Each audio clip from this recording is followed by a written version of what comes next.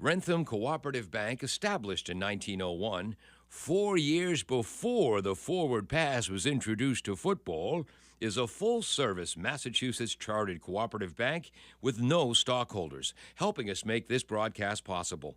They offer personal loans, mortgages, and all of the modern banking services you'd expect. Best of luck to all of the local teams from the Rentham Cooperative Bank. Find out more at renthamcoop.com. Rentham Cooperative. Claudino's Auto Repair, located at 310 South Main Street in Attleboro, is celebrating 26 years in the auto and truck repair business. Over the years, John Claudino and his team of mechanics have worked to build a long-lasting rapport with their customers. From oil changes to diagnostics, transmissions, and routine maintenance on foreign and domestic cars and trucks, Claudino's will keep your vehicle running. Claudino's Auto Repair, 508-226-8545, or at claudinosautorepair.com.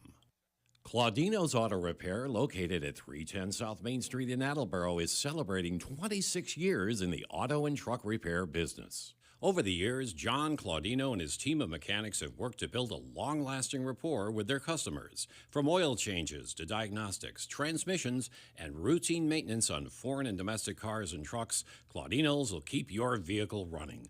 Claudino's Auto Repair, 508-226-8545, or at claudinosautorepair.com. Claudino's Auto Repair.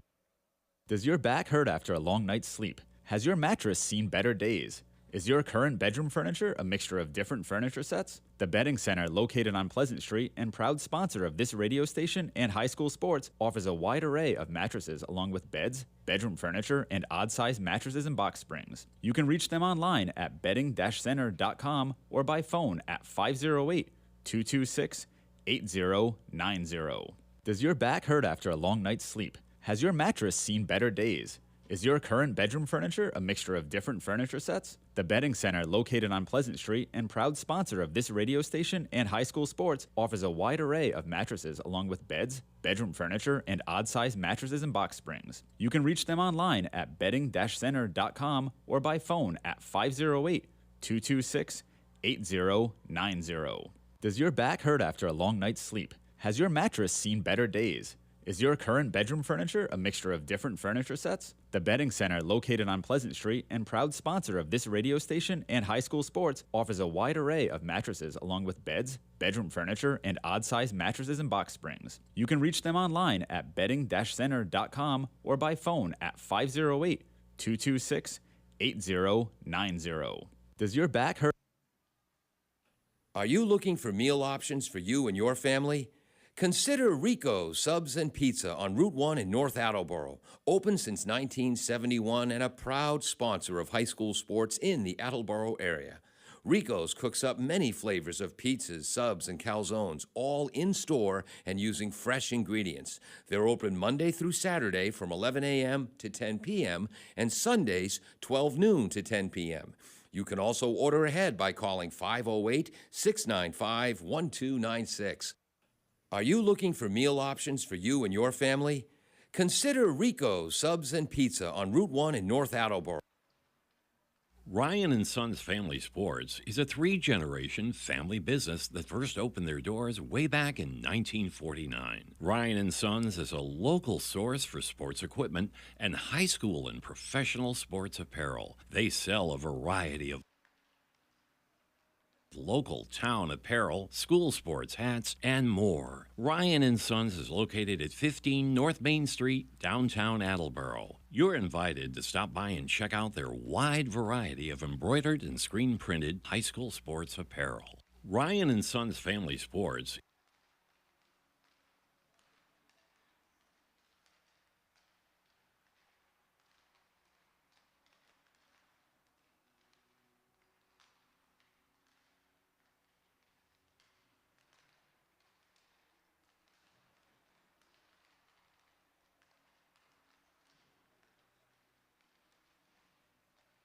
Bristol Glass, 110 North Main Street in Attleboro, has supported local high school sports for many years.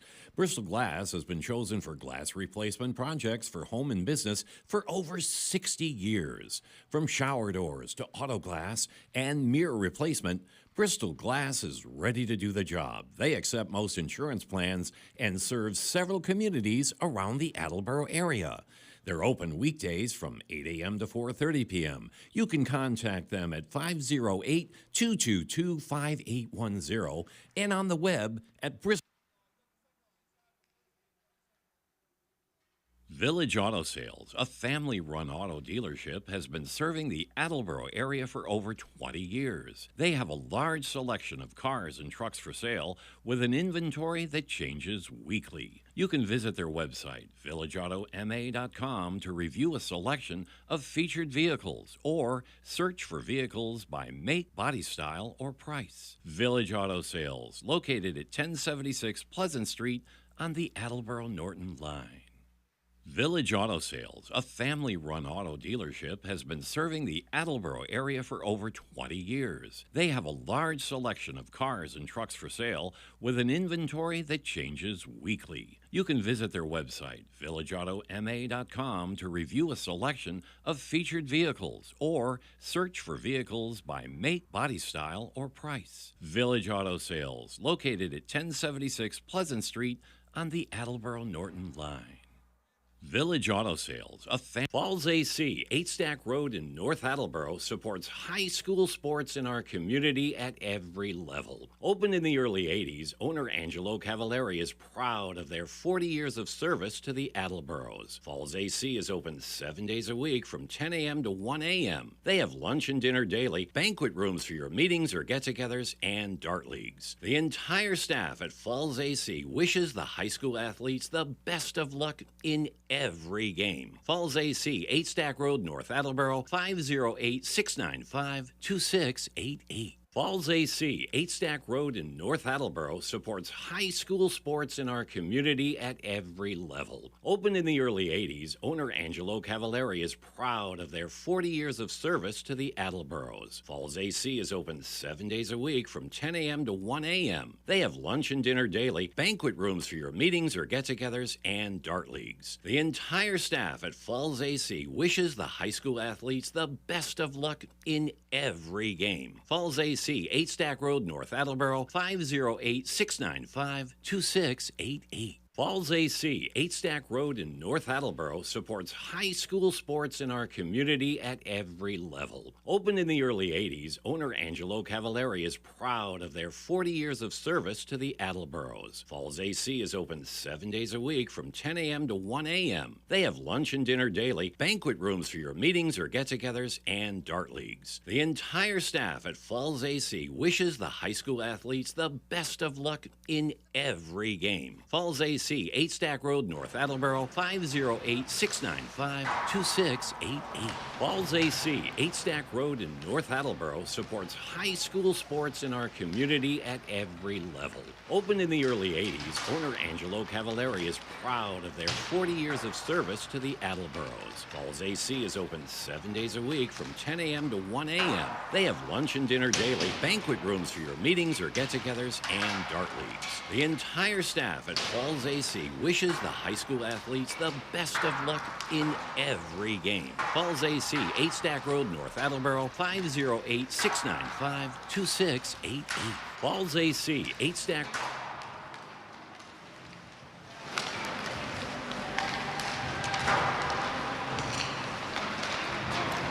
Good evening and welcome to this special AACS 15 Sports edition of high school hockey, our first hockey broadcast of the year. We're live at the New England Sports Village in Attleboro, Mass, as the Attleboro Blue Bombardiers get set to take on the Stoughton Brockton Knight Boxers, the co-op team. I'm Paul Healy along with Kevin Callahan. Hey, Kevin. Good afternoon, Paul. I think they're just going by the Knights. There's only 2 Brockton players on the team, okay. So they're just going by the Knights. All right. Peter Bray is running our graphics. Austin Ricketts is on camera. Jim Jones, the engineer in charge. A new beginning for the Bombardiers. There we go. Here's a Fian guy. It's Brian Smith that just walked by, so we'll try to keep him off camera. Yeah. The Bombardiers coming off a tough 0-18 season. Stoughton comes in 11-11-2. From last year. Yes, exactly, from last year. Attleboro brand new coach, former Attleboro player Gary Warren. He is intent on rebuilding this program, and he means it. He means it. A quick funny story. I saw Gary over the summer in July going to a baseball game. Said hi to him, me and a couple of friends going to American Legion. Gary gets out of his car, and he's got a binder about 2 feet thick of the hockey team and the players he was studying in July, shortly after he got the job. Wow. So he'll take over. Kevin, we have a special presentation tonight as well. Yes, 11 years ago, Miles Brastow passed away in a car accident. I believe he was on his motorcycle. He was on his way to school in an intersection. Suffered and died in a bad crash off of Thurber Ave in Attleboro. And he was a 4-year hockey player with the Attleboro varsity program. And they're going to do a special ceremony tonight honoring Miles Brastow, and I believe his mom, Michelle, will be dropping the first puck, ceremonial puck. Yeah. And they're announcing the starting lineups, and everything about the New England Sports Village is fantastic, except the sound system.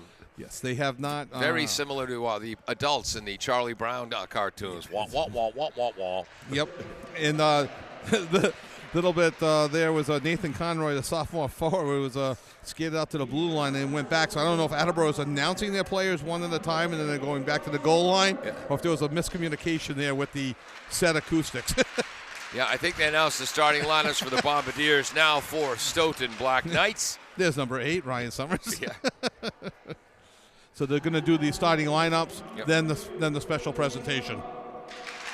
Attleboro's first line tonight. They have 3 full lines, 3 sets of rotating defensemen. The goaltender will be Sean McGowan, a junior, taking over in the net from the fabulous Nick Piazza. McGowan's on Stoughton. Oh, sorry. Julian Horton will be in net Julian tonight. Horton, also a junior, though. Also I got that junior. right. Yes. Taking over for the outstanding Nick Piazza. Yeah, Nick Piazza's playing for the Walpole Express in junior hockey, looking to play some college hockey maybe next year or the year after, and doing really, really well. I saw his dad at one of the scrimmage games, and Piazza's having a nice season with the Walpole Express. Centering the first line for the Bombardiers will be sophomore Nathan Conroy, along with the right wing Nick Fernandez, a junior, and captain Michael LaChance at left wing. He's a senior. The starting defensive pairing is going to be Brody Shaw. Is that a freshman or? He's a sophomore. Sophomore. Brody Shaw at right defense. Left defense is Alex Jarowski, also a sophomore. Their second set of defensive pairings are both 8th graders. That's going to be Cameron Harrison and Beckett Stone. Colin Flynn, one of the captains, will center the second line. Left wing, Brian Capone. And right wing is Owen Parker. Yeah, it's they have 5 8th graders on the team, and they're all going to see action, including 8th grade goalie Jacob Westwater, who will be splitting time with Julian Horton. He was possibly going to get the start tonight, but just a little bit under the weather. Yeah. That stomach bug that's kind of hitting people. So, but he's going to be splitting time, and it's anyone's goal. It's anyone's net. So Horton Jr. doesn't automatically get every game. Returning players for Stoughton on their first line. Right wing, Charlie Caputo. He had 13 goals and 14 assists last year. Left wing is Colby Strunk, who had 21 points. The center is Captain Sean Farley. Led the team last season with 16 goals plus 9 helpers for 27 points. Their starting defensive pairing, Captain Ryan Summers on the right and Zachary D'Souza on the left. Sean McGowan will start in goal, but their backup goaltender is quite the human interest story. Yeah, a junior, Dmitro Yakovenko, the junior, moved here from the Ukraine just this past fall. And obviously everyone knows what's going on in the Ukraine the past almost year now. So for him to be here in the fall is quite a story. Yes.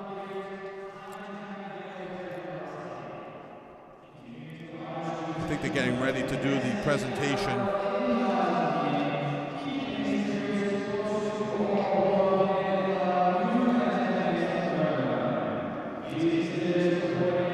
I have our crowd mic up, but it's not you folks. I can't understand a word they're saying either, sadly. And there's some very nice words being spoken.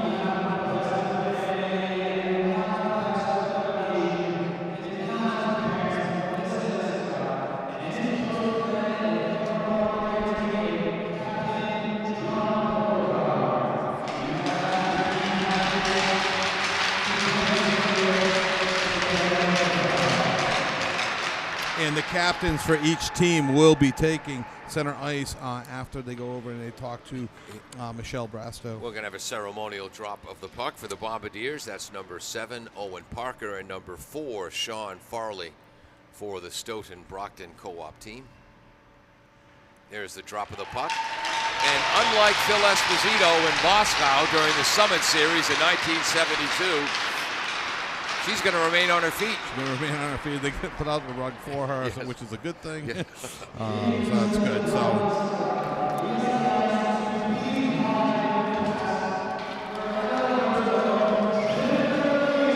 Jennifer Louise, a junior at Attleboro High, will be singing the national anthem.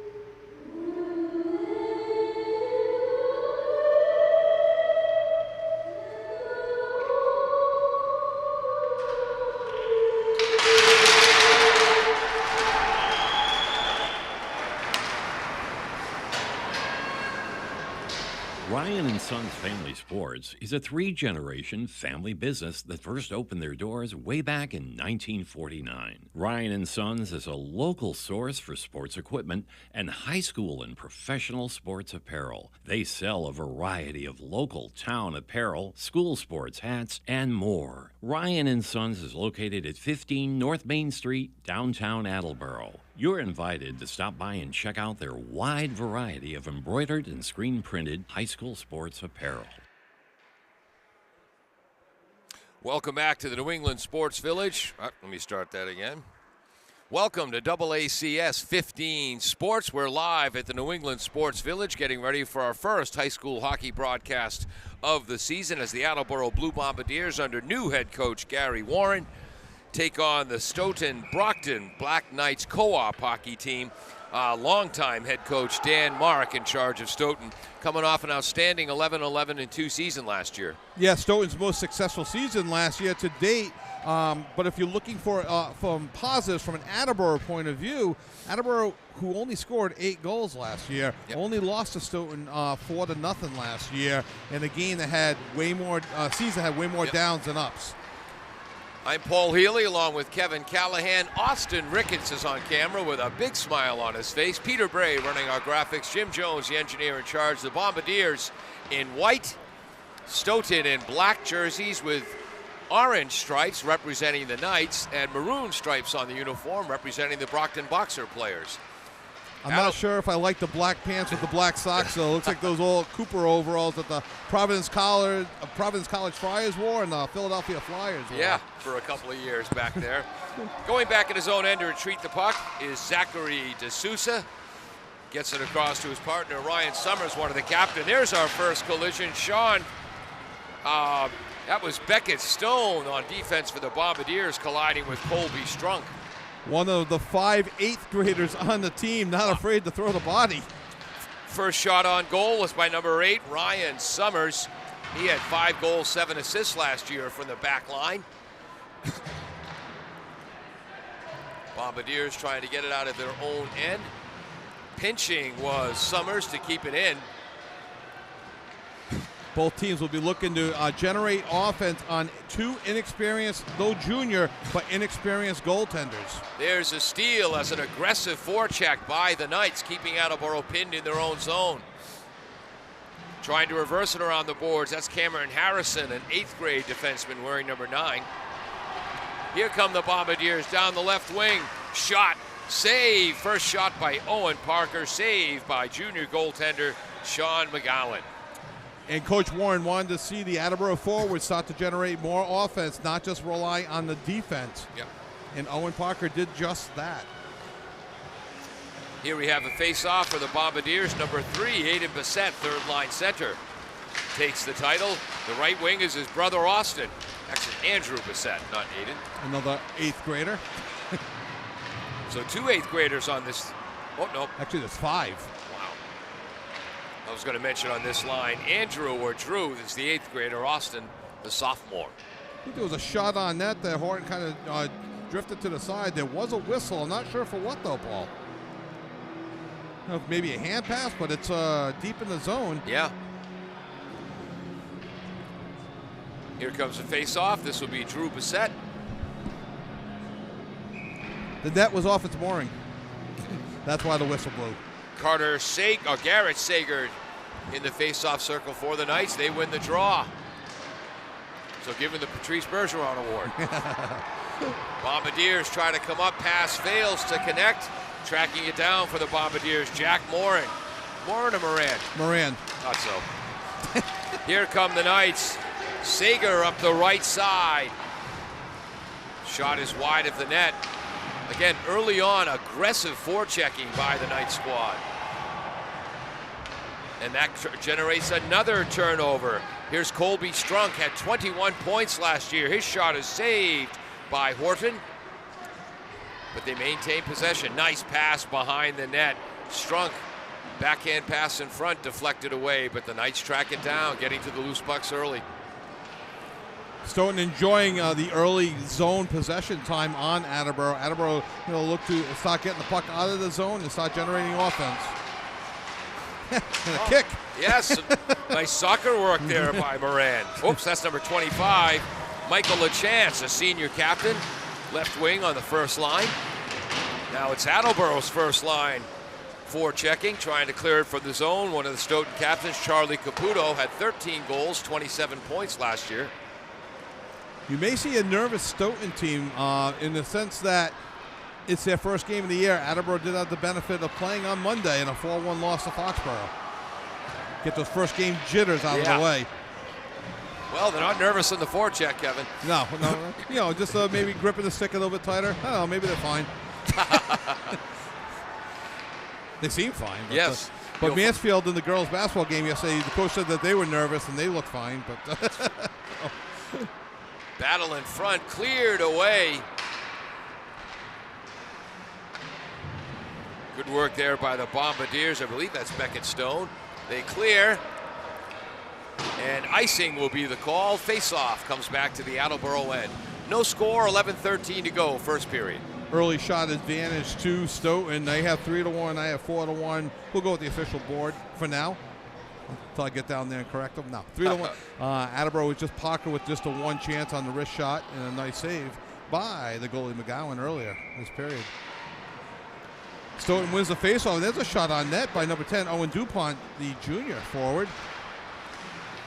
I was reading a remote correspondence from Tom Rafferty of WARA. Attleboro tries to pin it in. Nice defensive work by Ben Shirley of the Knights, number 5. He'll retreat the puck, being pressured by Brian Capone. Colin Flynn does a nice job of keeping the puck in the zone initially. Could be a breakaway. Horton's going to come out and attack that puck. Knocks it to the side. Trying to get there first for the Bombardiers. I think that was LaChance. Better read by Horton than me. I thought that puck was going a little bit slower. I thought it was going to be a breakaway for Stoughton.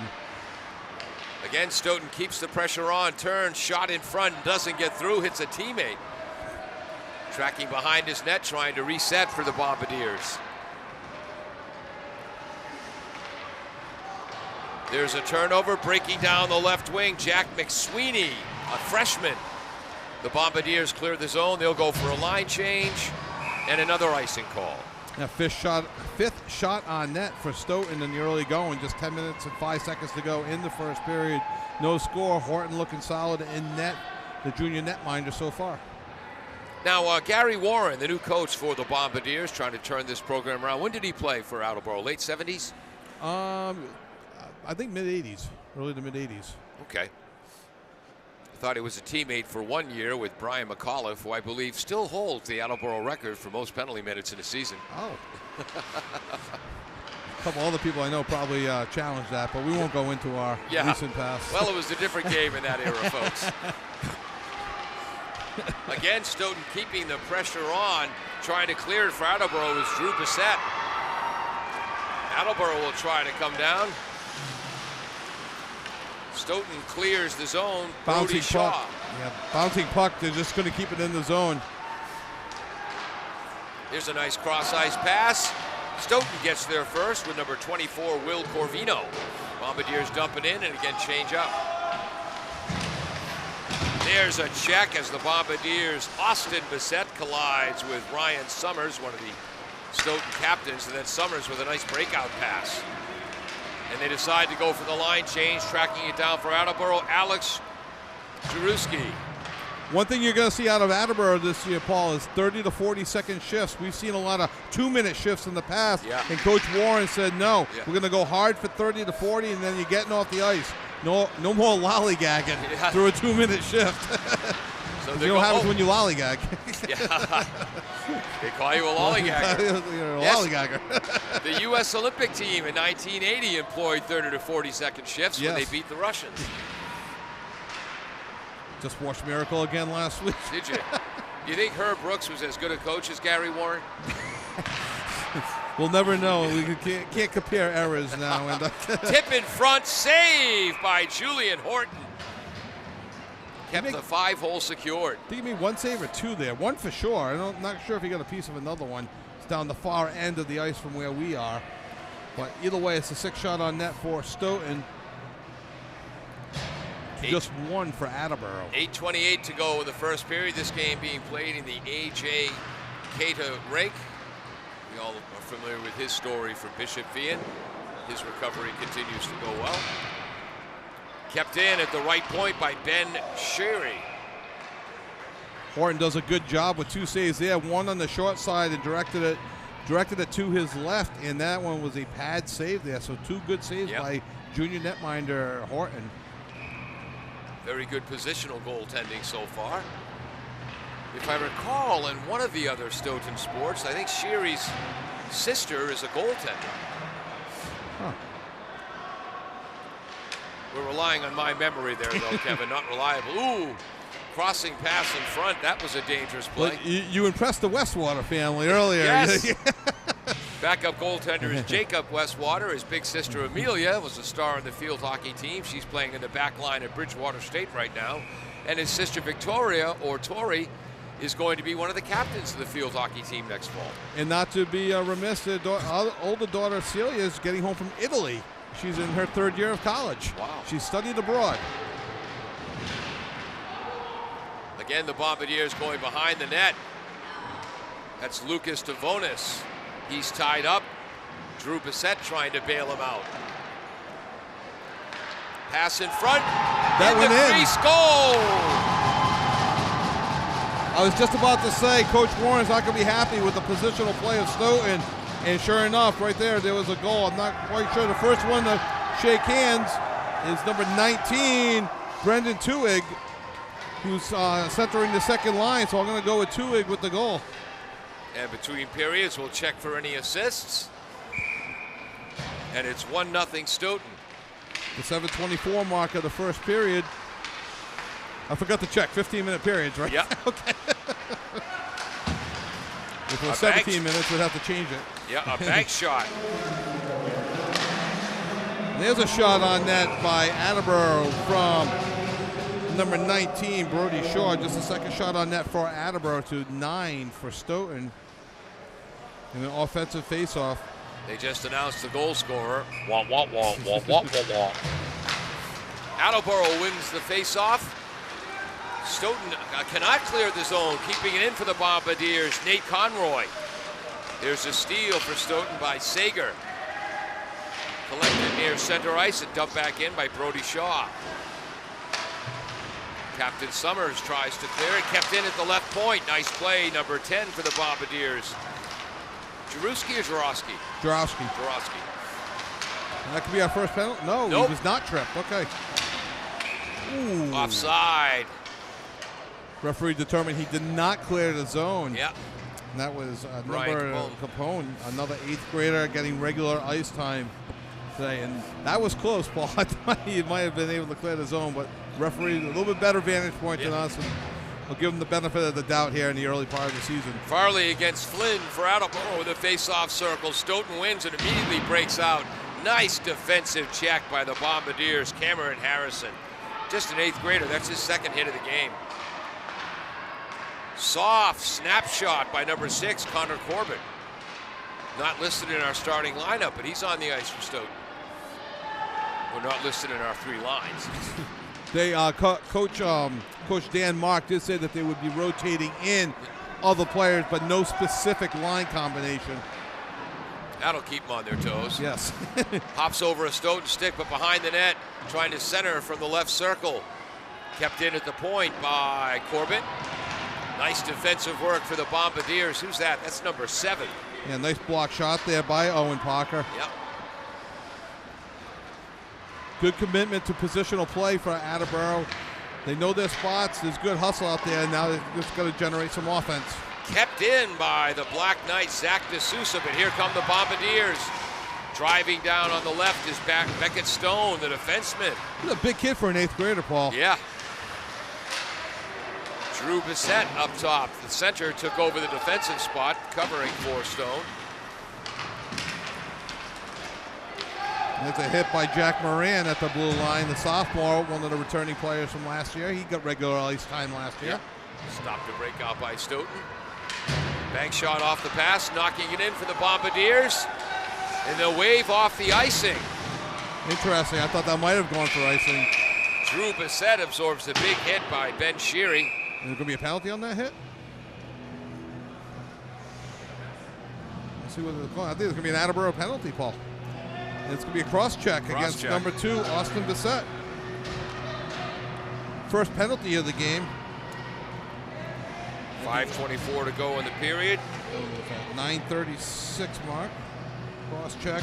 Where in my briefcase is my reverse time shard? Rats. So that's Austin Bissett with the first penalty, the sophomore forward. So first power play opportunity of the game for Stoughton. Face off one, quick snapshot from the point. Glove save by Horton. Might have been going wide. That came off the stick of number 2, Colby Strunk. 21 points last season. Normally a left winger, but plays the left point on the power play. Remember, Bruins used to pull Chara up from the defense to the forward position. Yeah, right in front of the net. Stoughton again wins the face-off. Attleboro ices the puck. I wonder if Coach Warren would have wanted him to hold on to the puck just a little bit long to see if they could generate some offense short-handed there. Starosky who iced the puck. Here come the Knights down the right wing, number 20, McSweeney. Nice move. Gets through 2 defenders, shot goes for the short side, save Horton. McSweeney made a nice move. He was coming up the right sideboard and split 2 defenders and went in and made a nice shot. Horton with the good save, the 11th shot on net for Stoughton. I thought you were going to hit him. I thought you were going to hit him. Just kind of looked at each other. McSweeney said, "Thank you, boys." Third face-off win for Sean Farley during this power play. Minute 25 left on the power play, so plenty of time for Stoughton. Behind the net. Nice defensive work by Stone. Stone's going to be a good one. Summers, a long shot off the right pad of Horton. Good positioning by Michael Ochance, number 25 on the power play, to short-handed to clear the puck away from Horton. Soft wrist shot is blocked, does not get through. Cleared by Stone. And Attleboro chooses not to change up their penalty killers, keeping the same 4 on the ice. 50 seconds to go on the power play. Strunk up the right, switches to the left, generating good speed. Shot is blocked wide. Nice defense by Cam Harrison. Got that right, though. He generated some great speed coming through that zone. Summers dumps it in from the right point to the left corner. 30 seconds remaining on this power play. Bombardiers clear it. Ooh, just missing a nice forecheck, and a breakaway was Colin Flynn. He would have been able to walk in alone, but just could not wrestle that puck away from him. It's 15 seconds. Blue line to blue line pass. Stone broke it up.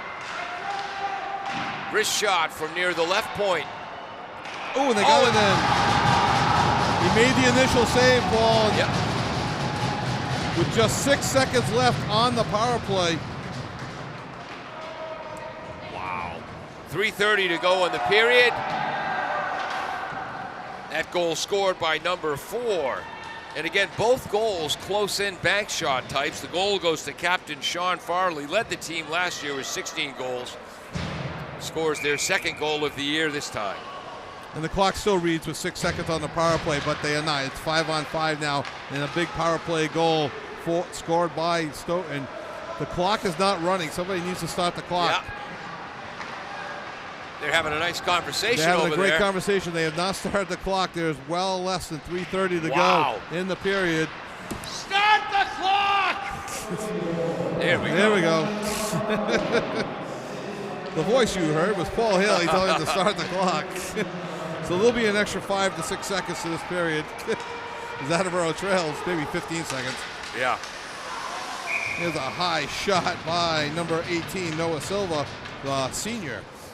We remember Noah from last year. Yeah. 5 seniors on this Attleboro team, 3 juniors, 7 sophomores, 2 freshmen, and 5 eighth graders. Coach Warren is not only is he trying to build a program, rebuild the program, he's trying to build a program almost from scratch. Yeah. Face-off win by Stoughton's Brendan Tuwig, who has a goal today, but the Bombardiers keep the pressure on. Retrieving it behind his own net is D'Souza. The Knights clear, coming on the left wing. That's Tuwig. Shot, save, Horton. 14th shot of the period for Stoughton. Stoughton keeps the pressure on as retrieving a stick was Flynn. Right point. Flynn blocks the wrist shot, but nearly tipped home by D'Souza of Stoughton. Again, they keep the pressure on Horton with a save off the stick of Garrett Sager. Bombardiers tip it out. That's going to go for icing. Yep. 2:24 to go in the period, Paul. 16 to shoot. 2 shots on net. 2-0 Yeah. Stoughton. I'm sure Coach Warren's going to have a lot to say in between periods. And right now, he's probably just hoping to get to the in-between period, trailing just 2-0. Sager in the face-off circle for Stoughton, who's in there for the Bombardiers. That's a face-off win for Drew Bissett, the 8th grader. Backhander is blocked by the Bombardiers' Austin Bissett. Got odd man rush. Here they come. There's Austin. Flip pass. Broken up by Stoughton's Cooper Lehman, number 12. Lehman loses control of the puck. Bombardiers keep it in the zone. There's Stone. Backhander is blocked, but on the stick of Bissett. The Austin variety. Ooh, that's out. And they got to clear the zone.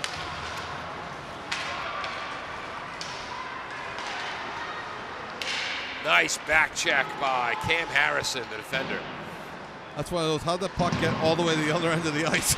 It just kept moving through 7 players. Minute 30 to go.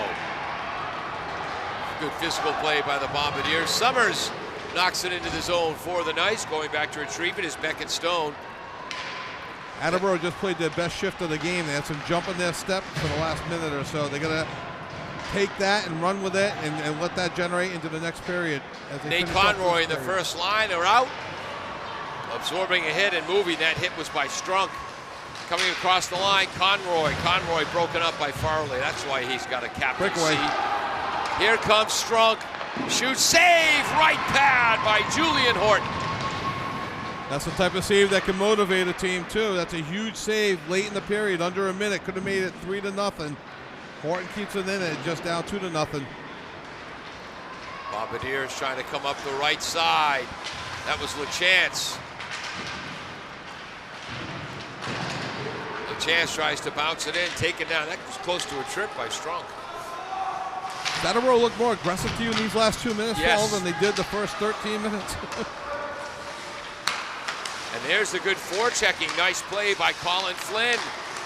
Shot by Austin Bissett, failed to get to the net. Trying to keep it in is Alice Swarovski, shots wide.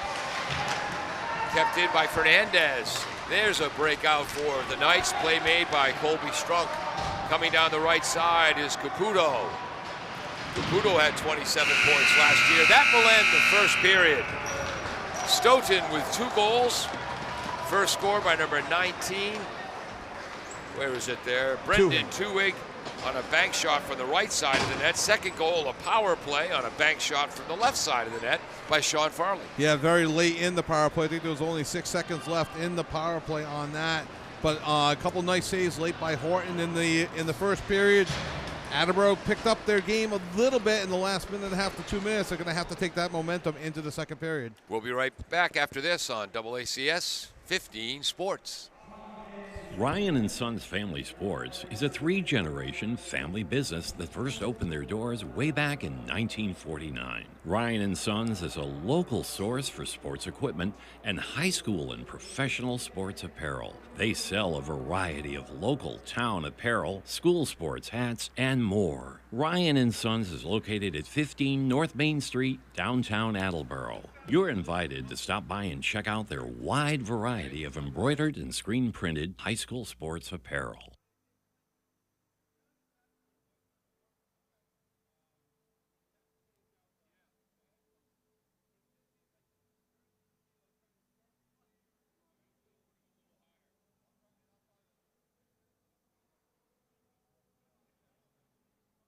Nearly 150 years ago, William H. Riley and his son Elmer started providing coal, straw, and other heating supplies to the people of North Attleboro. W.H. Riley and Son is still owned by the same family, but now delivers oil and propane and services your heating and cooling systems. Today, like then, you can rely on W.H. Riley and Son for all your heating and cooling needs.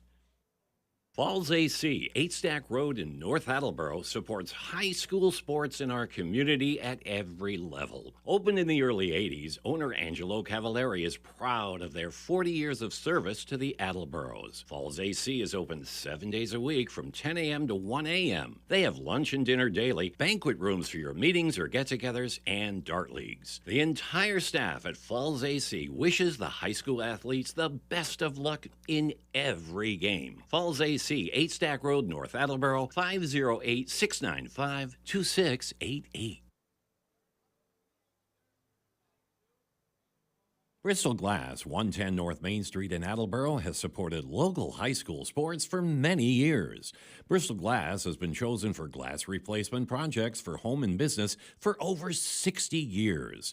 From shower doors to auto glass and mirror replacement, Bristol Glass is ready to do the job. They accept most insurance plans and serve several communities around the Attleboro area. They're open weekdays from 8 a.m. to 4:30 p.m. You can contact them at 508-222-5810 and on the web at bristolglass.com. Are you looking for meal options for you and your family? Consider Rico's Subs and Pizza on Route 1 in North Attleboro. Open since 1971 and a proud sponsor of high school sports in the Attleboro area.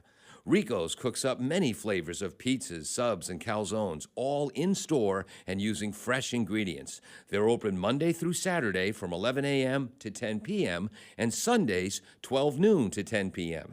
You can also order ahead by calling 508-695-1296. Does your back hurt after a long Ow. night's sleep? Has your mattress seen better days? Is your current bedroom furniture a mixture of different furniture sets? The Bedding Center, located on Pleasant Street and proud sponsor of this radio station and high school sports, offers a wide array of mattresses along with beds, bedroom furniture, and odd-sized mattresses and box springs. You can reach them online at bedding-center.com or by phone at 508-226-8090. Village Auto Sales, a family-run auto dealership, has been serving the Attleboro area for over 20 years. They have a large selection of cars and trucks for sale with an inventory that changes weekly. You can visit their website, villageautomA.com, to review a selection of featured vehicles or search for vehicles by make, body style, or price. Village Auto Sales, located at 1076 Pleasant Street on the Attleboro-Norton line. Rentham Cooperative Bank, established in 1901, 4 years before the forward pass was introduced to football, is a full-service Massachusetts chartered cooperative bank with no stockholders, helping us make this broadcast possible. They offer personal loans, mortgages, and all of the modern banking services you'd expect. Best of luck to all of the local teams from the Rentham Cooperative Bank. Find out more at renthamcoop.com.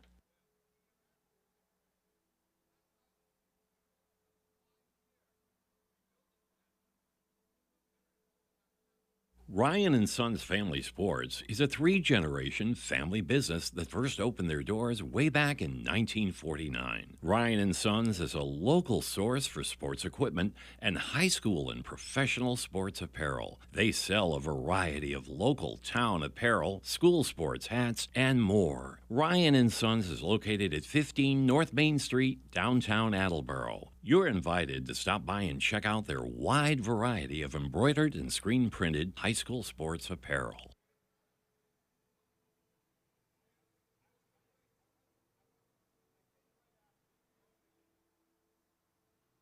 Thank you to Jeff Schweitzer of Northeast Financial Strategies for helping us make this broadcast possible.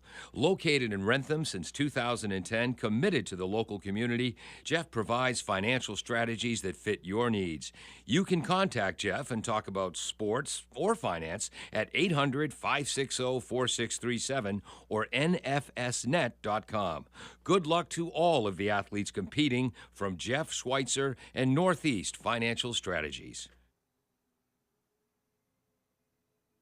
Falls AC, 8 Stack Road in North Attleboro, supports high school sports in our community at every level. Opened in the early 80s, owner Angelo Cavallari is proud of their 40 years of service to the Attleboros. Falls AC is open 7 days a week from 10 a.m. to 1 a.m. They have lunch and dinner daily, banquet rooms for your meetings or get-togethers, and dart leagues. The entire staff at Falls AC wishes the high school athletes the best of luck in every game. Falls AC, 8 Stack Road, North Attleboro, 508-695-2688.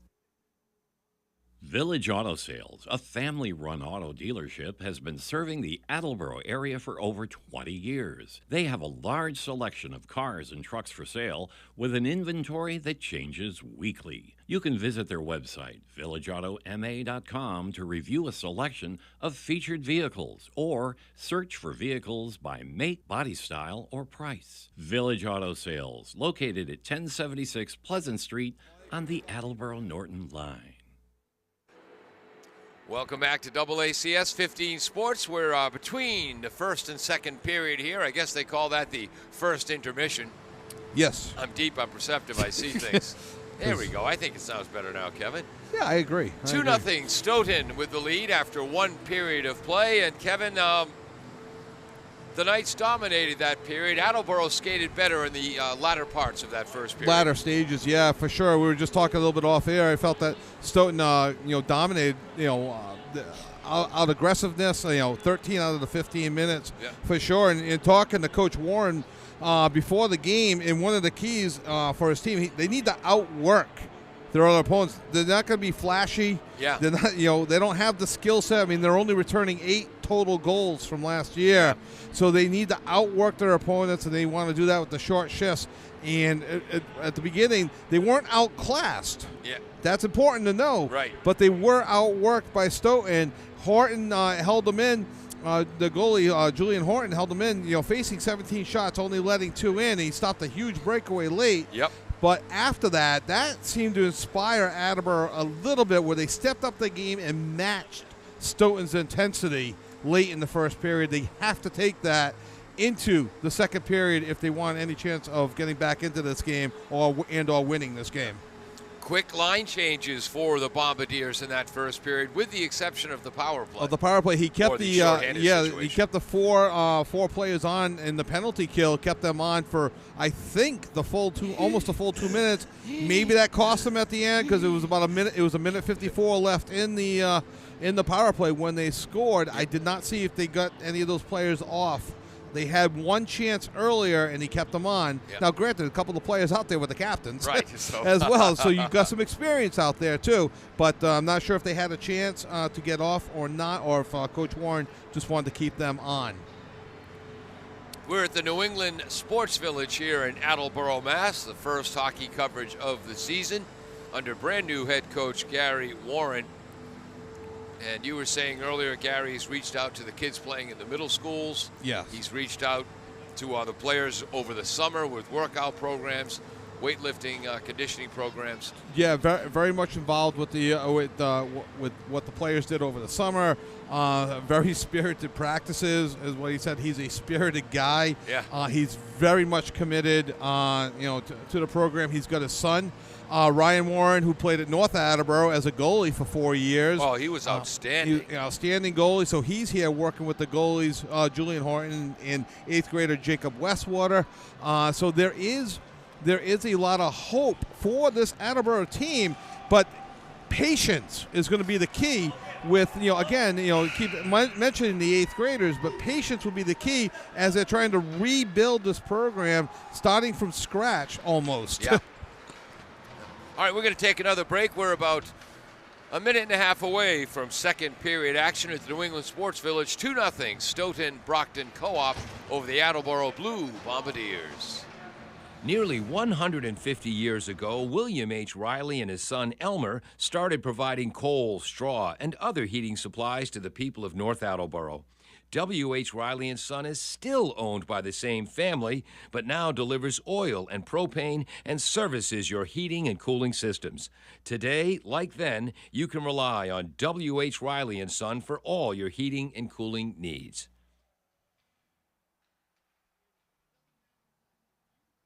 Are you looking for meal options for you and your family? Consider Rico Subs and Pizza on Route 1 in North Attleboro. Open since 1971 and a proud sponsor of high school sports in the Attleboro area. Rico's cooks up many flavors of pizzas, subs, and calzones, all in-store and using fresh ingredients. They're open Monday through Saturday from 11 a.m. to 10 p.m. and Sundays 12 noon to 10 p.m. You can also order ahead by calling 508-695-1296.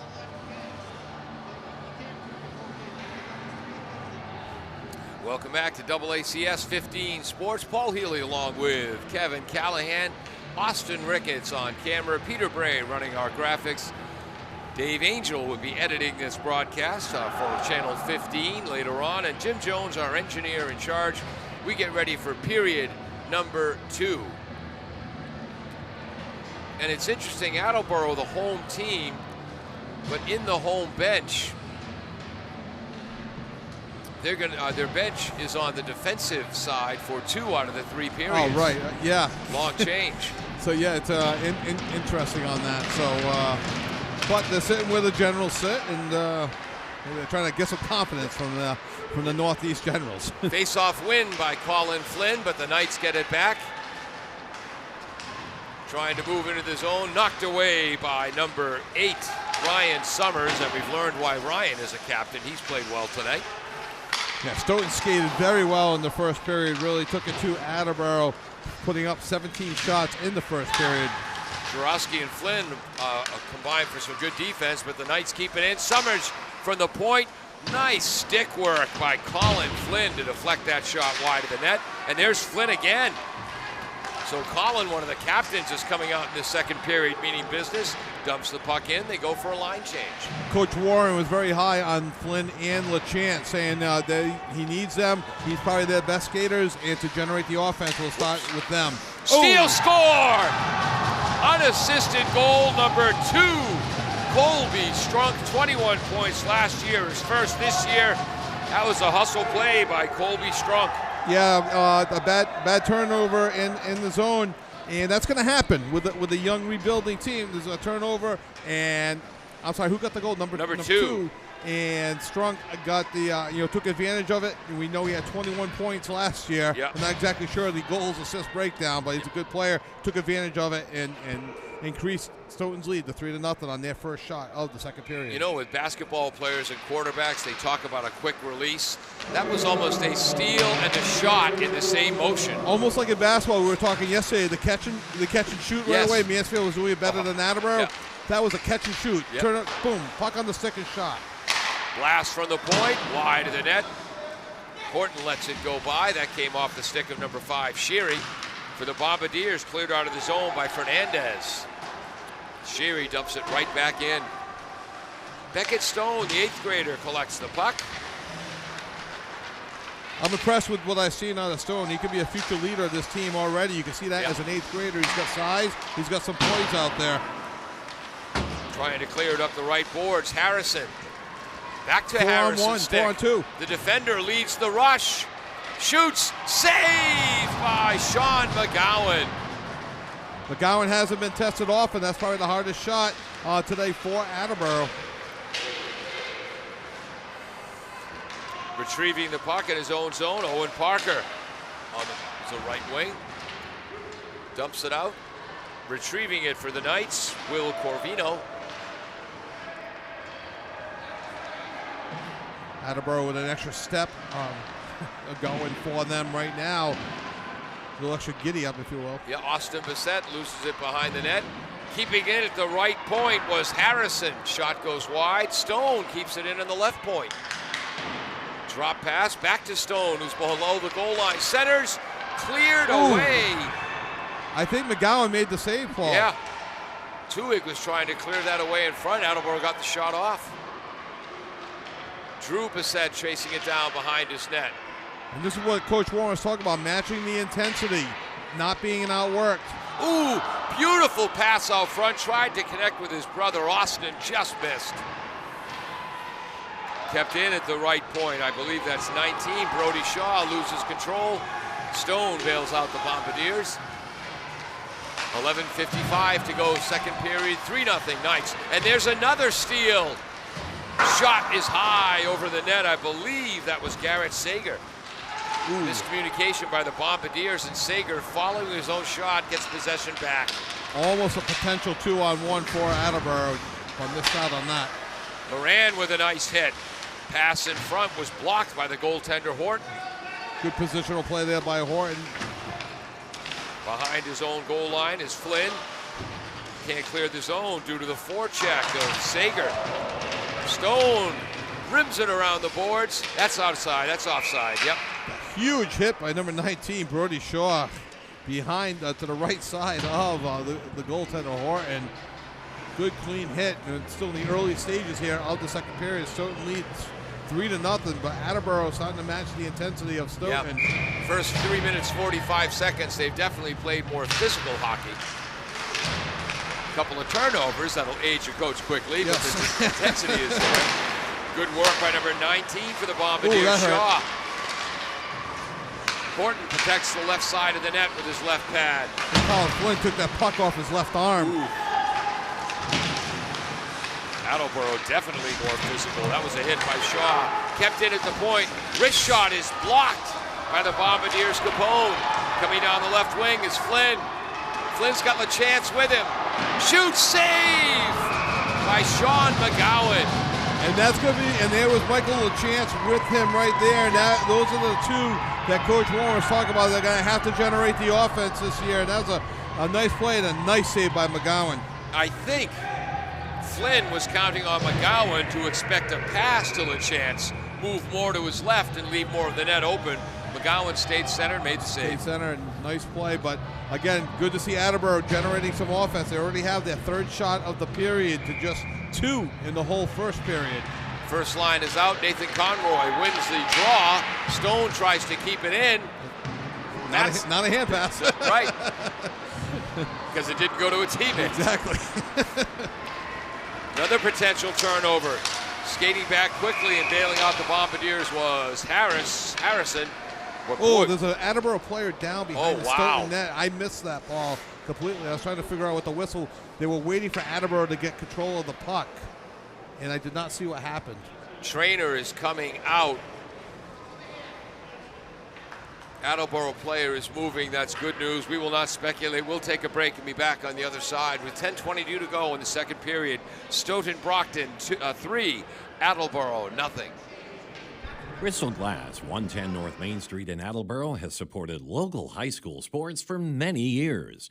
Bristol Glass has been chosen for glass replacement projects for home and business for over 60 years. From shower doors to auto glass and mirror replacement, Bristol Glass is ready to do the job. They accept most insurance plans and serve several communities around the Attleboro area. They're open weekdays from 8 a.m. to 4:30 p.m. You can contact them at 508-222-5810 and on the web at bristolglass.com. Welcome back. The good news is Austin Bissett was able to get up and leave the ice under his own power, Kevin. Yeah, we think, as the play went away from him, we think he just kind of like blew a tire, lost an edge, and went into the boards hard. He was between the boards and the net because the play was going away from him, so I don't think there was anything nefarious that happened behind the scenes. Face-off win for the Bombardiers, a big one in the defensive zone by Andrew Bissett. Stoughton dumps it back in, though. Oh, beautiful pass out front, shot, save by Horton as Colby Strunk with a great pass to Sean Farley. That was a great save. I thought Farley had that top corner pick then. That would have been his second goal of the game, right? Yes. Yes. Second shot of the period for Stoughton, 19 for the game, and somehow Horton got that gloved shoulder to stop that, and the puck dropped into his glove. Nice save by Horton. Bombardiers had 2 shots in the whole first period. They have 3 shots here in the second period in less than 5 minutes. Coming off the face-off, nice defensive work there by Shaw, forcing the shot wide. Flynn tries to clear it. Backhand pass eventually matriculates to Santos. Matriculates. Yes. No, it's not Santos. That's 22. Excuse me, Moran. We were talking to his dad before the game. Yes. I can't score up his name. Exactly. Plus the health sponsor. Yes, exactly. Daughter Maddie, a tremendous softball player, just had some knee surgery, so she'll be cleared. She'll be cleared in time for softball season. Was not able to do winter track, where she excelled in the shot put last winter as a freshman.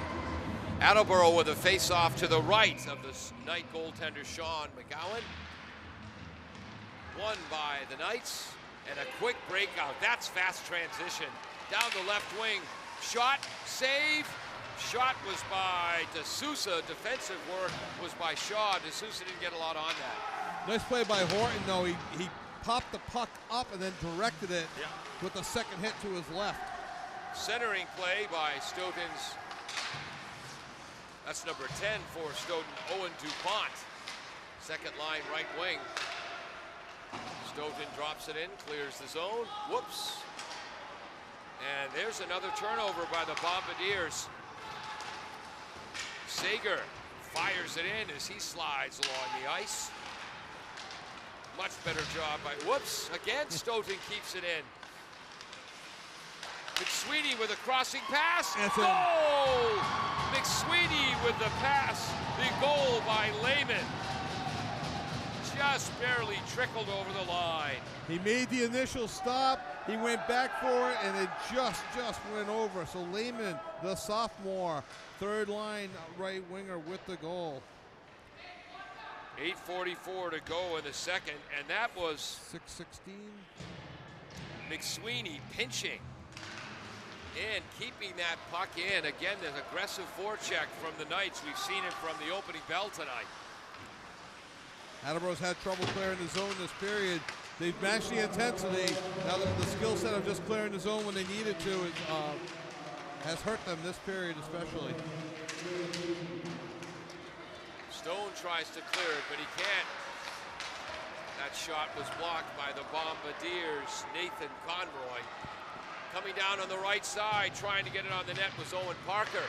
A blast by Stone, save McGowan. A little something on that shot. Yeah, that's a nice shot. A turnover at the zone, but a good job of not allowing the breakaway. The good news for the Bombardiers is they've definitely had more intensity to this period. The bad news, with that extra intensity, their puck control and puck handling has slipped a little. Yeah, a little bit. Plenty of things to work on for Coach Warren, that's for sure. Beautiful pass by Sager down the right wing, but the shot is wide by one of their captains, Charlie Caputo, 27 points last year. And good to see Austin Bissett, sorry Paul to interrupt, Austin Bissett back out there on the line change, so it's good to see him back. Fantastic news. Stone in his own end. Take it behind the goal. Generating some speed up the right side. Second time we've seen Stone behind the offensive goal line. Paul, do you like seeing it? I'll ask you in a second. Missed check, which leads to a 2-and-1 for the night. Shot, goal between the pads.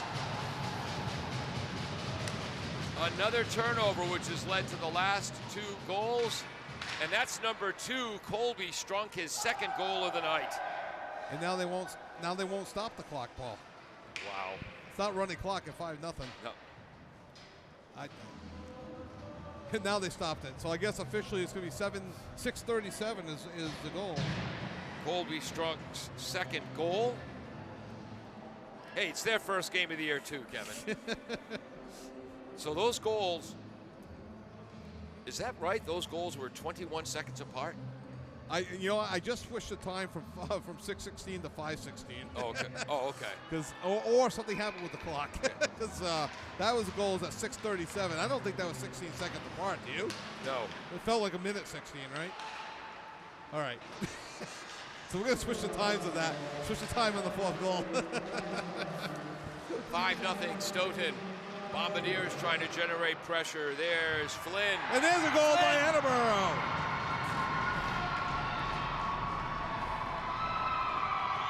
Colin Flynn with a second goal of the season for the Bombardiers from below the right circle. His first of the season.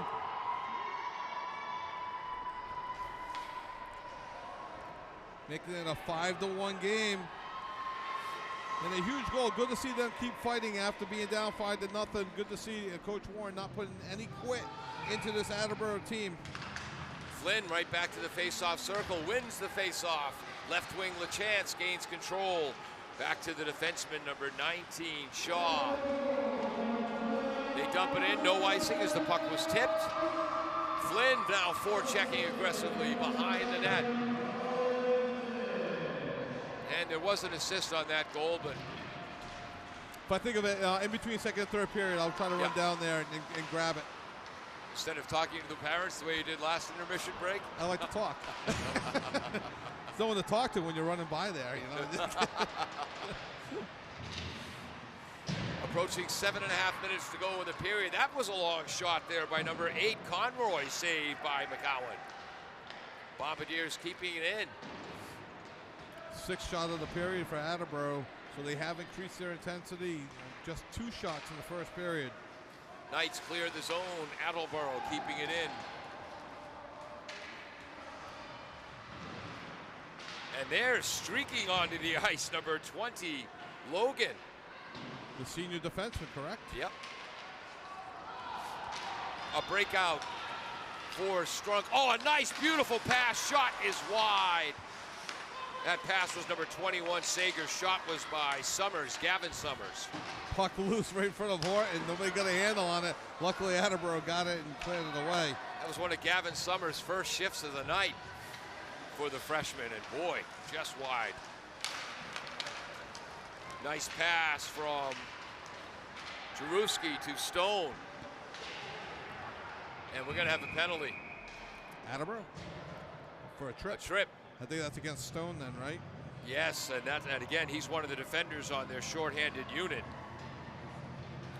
So that's gonna hurt. 6:29 to go in the period.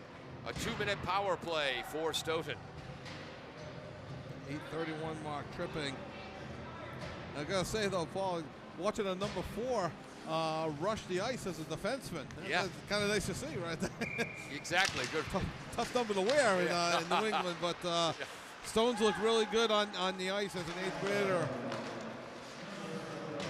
You got to be confident to wear number 4, folks. Speaking of that, a battle between Sean Farley, number 4 for Stoughton, and the Bombardiers' Alex Jarowski. Nice job by Stoughton getting it back to the point to generate offense. Strunk, again, the left wing and 5-on-5 plays the left point in the power play. Farley across, ooh! Nearly tipped into the net. Not sure how that did not go in. Yeah. And now Horton checking his skates. That's never good. 1:18 to go on the power play. Strunk comes through the middle, breaks through. Nice save. Back check, nice save by Horton, but the back check. Horton's slow to get up. Wow. He's up now. By Jarosky helped. Shot tipped in front, backhand shot, save. That came off the stick of Farley. Attleboro needs a line change. Yeah. Strunk, left side, long wrister, tipped in front. Two saves by Horton. Off the stick of Farley. Turnover. Blocked shot by the Bombardiers, Austin Bissett. Strunk, down low. Oh, what a pass to Farley in front. Ooh, blocked missed. by Austin Bissett. Wraparound attempt is saved off the stick of McSweeney. Still Tracking 30 seconds on the power play. Caputo tracks it down. Right point. Net is off its moorings a little bit. And that's that's exactly what Attleboro needed. Yeah. I don't know if Mr. Horton did it on purpose or not, but Attleboro desperately needed a face-off and a whistle with 29 seconds to go on the power play. And that was a long, slow coast to the bench by the four shorthanded players for Attleboro. They're gassed. They are gassed. About 6 shots on this power play for Stoughton. Still 20 seconds to go. Face-off win for Stoughton, but Attleboro gets it back. Cleared the zone. Nice work by Cam Harrison. Skips over the stick of Ben Shirey, the junior defenseman, and goes the length of the ice. 10 seconds on the power play. Crossing pass just ahead of the streaking Two-Wig. Two-Wig spins against LaChance. Back to the point. Long shot. Another save by Horton. That was off the stick of Aiden Lewis. Power play is over. Coming back onto the ice for the Bombardiers, Noah Silva. Stoughton picked up about 6 shots on net on that power play, though. Yeah. They've definitely wrestled away any momentum that Attleboro had got from their first goal. They took it away from him on that power play, but Horton stayed strong. Looked like he even got through a little bit of an injury and made about 6 or 7 saves on that power play. 4:10 to go in the second period. Stoughton leading 5-1. Attleboro's second game of the season. They lost to Foxborough 4-1 on Monday. Stoughton's first game of the year after going 11-11-2 last year, making the playoffs. Attleboro clears, tries to generate some speed the other way. Owen Parker had a player in front, number 14, Antonio Mancini. Couldn't quite get to him. Mancini, that's to Stone on the left side, and the defenseman is again down low. Wraparound attempt. How did that not go in? I thought he had it. I thought Becca Stone had the wraparound in. And there's a penalty coming up on Stoughton. Horton's going to get out of the net. Credit McGowan there on that save, stopping the wraparound. Stone maintaining possession, but it's knocked out of the zone. Attleboro again with a 6-on-5 advantage right now. As long as they don't shoot it into their own net, they're fine. So penalty, first power play opportunity of the night for Attleboro. Stoughton's had 2. They're 1 for 2 on their power play. That's number 24 going into the box for Stoughton. Will Corvino, a freshman defenseman. Not sure what the call was. I didn't see. At the 11:40 mark. Who's out there to take this face-off for the Bombardiers? Bombardiers control. Good job by Colin Flynn. Stoughton gets it back and pops it out of the zone. Jarosky behind the net. Whoops, passes to no one. That's a miscommunication. So I missed what the penalty call was. So I'm going to go with interference because what penalty isn't interference? Yeah. Stone aggressively up the left side. In front. Good patience. Pass tipped away. This could be a breakout. I believe that's Caputo. 2-on-1. Caputo's pass misses Farley, but Farley tracks it down. Bombardiers trying to reset. Still 1:15 to go on the power play for Attleboro. Their first power play. Stone reminds me a little bit of Wallace for last year's team, the defenseman and captain. who oftentimes had to lead their offense. Stoughton clears the zone. Here's a short-handed bid. That's Caputo again. Right circle, shot wide. Long rebound all the way out to center ice. Tracking it down is Farley. 50 seconds to go on the power play as Farley dumps it in deep. Attleboro gets new skaters. Stoughton gets new skaters for the rest of this power play. 40 seconds to go on the power play. It's a puck matriculating, Kevin. Pass is back to Conroy, but Conroy is broken up. Another shorthanded bid for the Knights coming down the left wing. Whoops. Strunk kind of stumbles, but maintains possession. 22 seconds to go on the power play. Puck is dumped in by Caputo again. Boy, this has been a good shorthanded shift for Caputo. Ooh, I think you want to try to possess that puck there. Yeah, I agree. Carry that puck out, not just turn it over there. There's 5 seconds to go. Stoughton with a nice job, though, short-handed, dumping it into Attleboro's zone. And the penalty is up with 1:15 to go in the second period. Stoughton leading 5-1. Owen Parker trying to go up the right side. There's Nathan Conroy. Conroy has it back checked. Is that nice play by Colby Strunk, the junior? Colby tries to clear it, bounces off the skate of Shaw as he retrieves in his own end. Full line change. Whoa, and miscommunication as he put it around the boards during a line change. Yeah, there was nobody there. There was only 2 Attleboro players. Oh, and then another steal in front, and that's going to be a hat trick for Colby Strunk. And how many of these Stoughton goals, at least 3, have come directly off turnovers? Yeah, he didn't realize that there was a line change going, so when he threw it to the left point, there was no one there. There was only 2 Attleboro players on the ice at that time, and that goal hurts. That's at the 14-minute and 18-second mark. Wow. The third period increasing the lead, and a natural hat trick. Yeah. For Strunk, the junior forward for Stoughton, who had 21 points last year. No, actually, it was Strunk who scored. Then the goal by number 12, Lehman, off the pass by McSweeney. And then 2 straight goals by Strunk, both of them off steals. You are correct. Pains me to say that, but you are correct. If you've heard our broadcast before, folks, Kevin and I take great pride in disagreeing with each other. So as good as your wife, Christine. Despite the nice check by number 22, Stoughton keeps the puck in. That's Jack Moran. He's be careful not to tie it up. It'll be a penalty shot. Yeah. 1 second to go in the period. And that will end the second period. 2 goals in the first for Stoughton, 4 goals here in the second. 1 for the Bombardiers off the stick of number 11, Colin Flynn. But after 30 minutes of play, a 6-1 advantage for the Knights. I mean, Stoughton outscored Attleboro 4-1 in that period. Attleboro played a much better period than they did in the first period, but lost the period 4-1 and 6-1.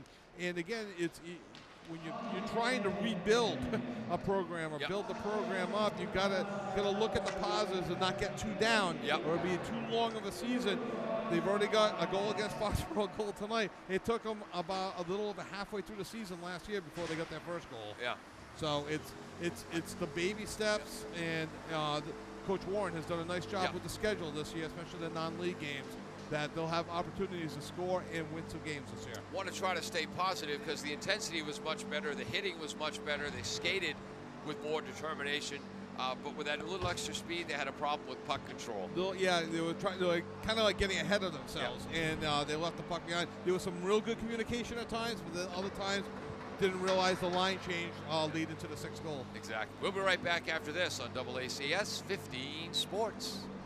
Ryan and Sons Family Sports is a 3-generation family business that first opened their doors way back in 1949.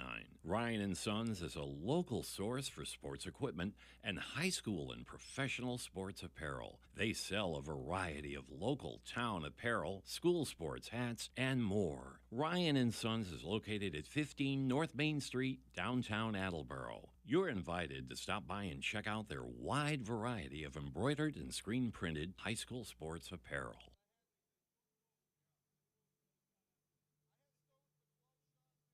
Village Auto Sales, a family-run auto dealership, has been serving the Attleboro area for over 20 years. They have a large selection of cars and trucks for sale with an inventory that changes weekly. You can visit their website, villageautomA.com, to review a selection of featured vehicles or search for vehicles by make, body style, or price. Village Auto Sales, located at 1076 Pleasant Street on the Attleboro-Norton line.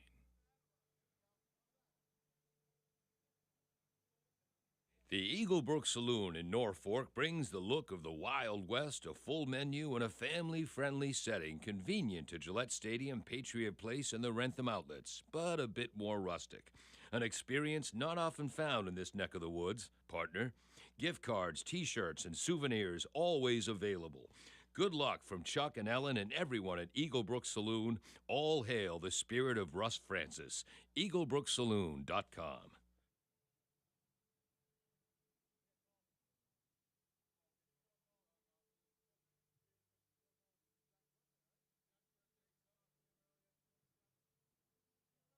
Claudino's Auto Repair, located at 310 South Main Street in Attleboro, is celebrating 26 years in the auto and truck repair business. Over the years, John Claudino and his team of mechanics have worked to build a long-lasting rapport with their customers. From oil changes to diagnostics, transmissions, and routine maintenance on foreign and domestic cars and trucks, Claudino's will keep your vehicle running.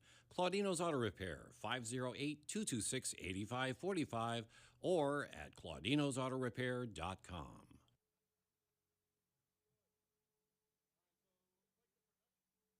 Claudino's Auto Repair, located at 310 South Main Street in Attleboro, is celebrating 26 years in the auto and truck repair business. Over the years, John Claudino and his team of mechanics have worked to build a long-lasting rapport with their customers. From oil changes to diagnostics, transmissions, and routine maintenance on foreign and domestic cars and trucks, Claudino's will keep your vehicle running. Claudino's Auto Repair, 508-226-8545, or at claudinosautorepair.com. Does your back hurt after a long night's sleep? Has your mattress seen better days? Is your current bedroom furniture a mixture of different furniture sets? The Bedding Center, located on Pleasant Street and proud sponsor of this radio station and high school sports, offers a wide array of mattresses along with beds, bedroom furniture, and odd-sized mattresses and box springs. You can reach them online at bedding-center.com or by phone at 508-226-8090. Are you looking for meal options for you and your family? Consider Rico's Subs and Pizza on Route 1 in North Attleboro. Open since 1971 and a proud sponsor of high school sports in the Attleboro area. Rico's cooks up many flavors of pizzas, subs, and calzones, all in-store and using fresh ingredients. They're open Monday through Saturday from 11 a.m. to 10 p.m. and Sundays 12 noon to 10 p.m. You can also order ahead by calling 508-695-1296. Are you looking for meal options for you and your family? Consider Rico's Subs and Pizza on Route 1 in North Attleboro. Open since 1971 and a proud sponsor of high school sports in the Attleboro area. Rico's cooks up many flavors of pizzas, subs, and calzones, all in-store and using fresh ingredients. They're open Monday through Saturday from 11 a.m. to 10 p.m. and Sundays 12 noon to 10 p.m. You can also order ahead by calling 508-695-1296. Bristol Glass, 110 North Main Street in Attleboro, has supported local high school sports for many years. Bristol Glass has been chosen for glass replacement projects for home and business for over 60 years. From shower doors to auto glass and mirror replacement, Bristol Glass is ready to do the job. They accept most insurance plans and serve several communities around the Attleboro area. They're open weekdays from 8 a.m. to 4:30 p.m. You can contact them at 508-222-5810 and on the web at bristolglass.com. W.H. Riley is here when it comes to heating your home or business this winter. W.H. Riley & Son always welcomes new customers. They're a family-run business serving the Attleboro area since 1873. They offer heating oil and propane with 24-hour emergency service. For more information, you can contact them at 508-699-4651 or their website, whriley.com. W.H. Riley & Son, 35 Chestnut Street, North Attleboro, a company Greater Attleboro residents have called on since 1873. Falls AC, 8 Stack Road in North Attleboro, supports high school sports in our community at every level. Opened in the early 80s, owner Angelo Cavallari is proud of their 40 years of service to the Attleboros. Falls AC is open 7 days a week from 10 a.m. to 1 a.m. They have lunch and dinner daily, banquet rooms for your meetings or get-togethers, and dart leagues. The entire staff at Falls AC wishes the high school athletes the best of luck in every game. Falls AC, 8 Stack Road, North Attleboro, 508-695-2688. Claudino's Auto Repair, located at 310 South Main Street in Attleboro, is celebrating 26 years in the auto and truck repair business. Over the years, John Claudino and his team of mechanics have worked to build a long-lasting rapport with their customers. From oil changes to diagnostics, transmissions, and routine maintenance on foreign and domestic cars and trucks, Claudino's will keep your vehicle running. Claudino's Auto Repair, 508-226-8545 or at claudinosautorepair.com. Does your back hurt after a long night's sleep? Has your mattress seen better days? Is your current bedroom furniture a mixture of different furniture sets? The Bedding Center, located on Pleasant Street and proud sponsor of this radio station and high school sports, offers a wide array of mattresses along with beds, bedroom furniture, and odd-sized mattresses and box springs. You can reach them online at bedding-center.com or by phone at 508-226-8090.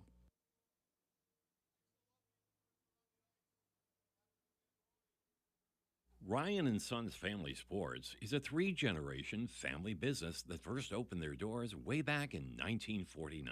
Ryan & Sons is a local source for sports equipment and high school and professional sports apparel. They sell a variety of local town apparel, school sports hats, and more. Ryan & Sons is located at 15 North Main Street, downtown Attleboro. You're invited to stop by and check out their wide variety of embroidered and screen-printed high school sports apparel.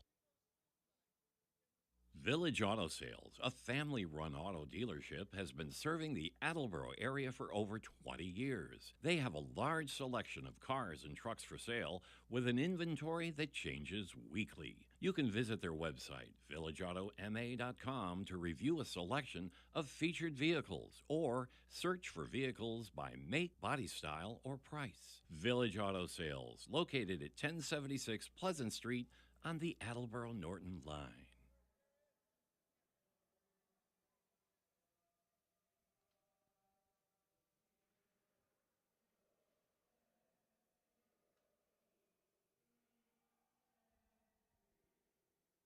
I don't like that kind of talk. Now just stop it. It upsets me.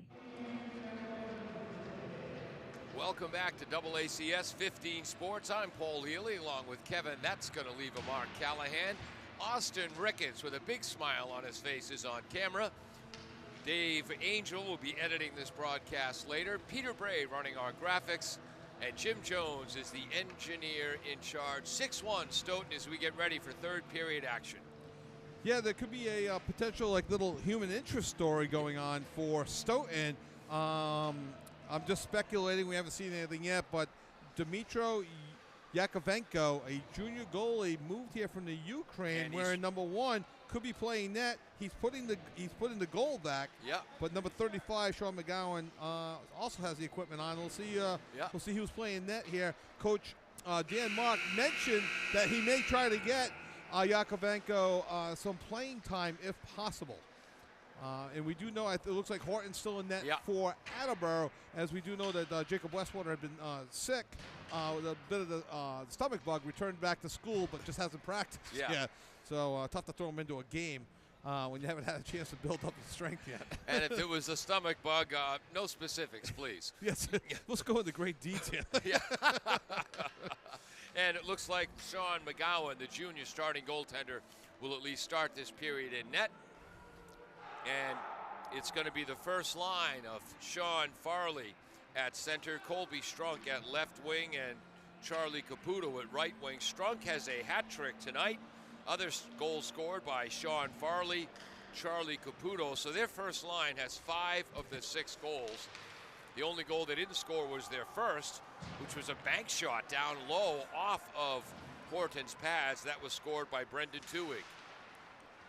Important for Stoughton to kind of keep their foot on the gas pedal, not let Attleboro back in the game. And for Attleboro, important for them to, it's cliche, I've said it a million times, play the game, not the score. And start working on things to improve as the season goes on. Right now, Attleboro has a 19-game schedule, looking for a possible 20th game, so they still got plenty of time left this season. Kept in at the right point is the captain Summers, the Ryan variety, shot with a left pad save by Horton. I have that as Stoughton's 30th shot, a little bit different than the scoreboard. Yep. I have Attleboro for 10 shots total on the game. They had 8 in the second period. That puck stays in the zone. Yes, Oh, it wow. does stay in. Bombardiers almost came the other way with Alex Jarowski, but bank shot goes in on Horton. It's a shot on that. Yeah, it is. Stoughton is changing, and they still possess the puck and keep it in the Attleboro end, and that was on a long change. Oh, no, it's a short change. Short They're on their own change. defensive end. Sorry. Tough first game of the season, too. That's Paul. right.